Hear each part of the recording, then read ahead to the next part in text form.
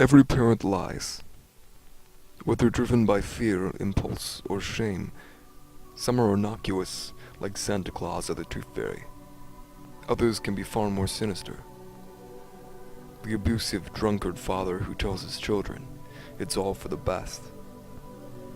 My parents lied about everything. They told me they worked, they didn't. They told me they were Cherokee, they weren't. They told me they'd come to my football games.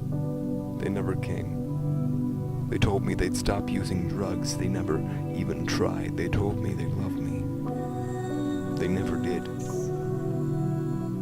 I was an unloved foster child, adopted purely out of a self-interesting greed.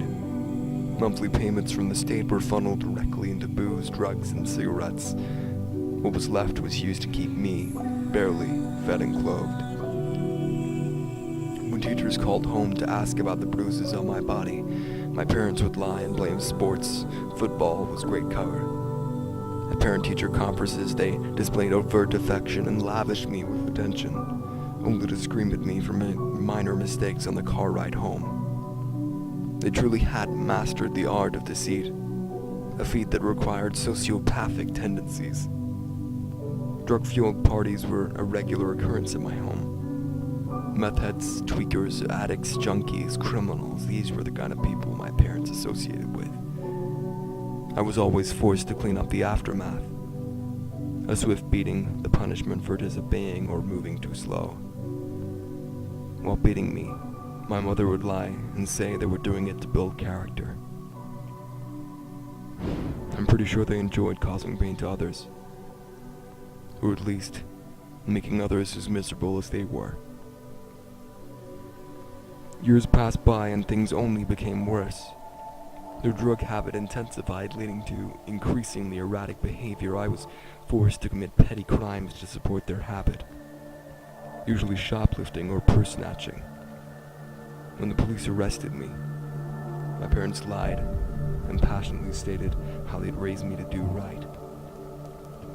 Like every other time, falsehoods were taken as fact, and I remained in their custody.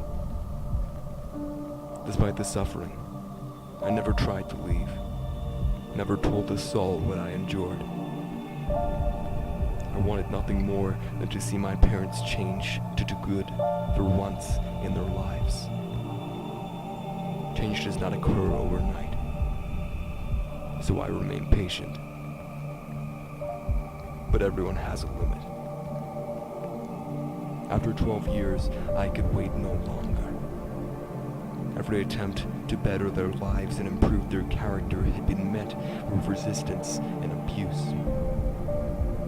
Subtle and direct suggestions were cast aside like an unwanted pet, and if anything, their behavior only worsened over time. Martha and John Greenlee were officially a failed experiment.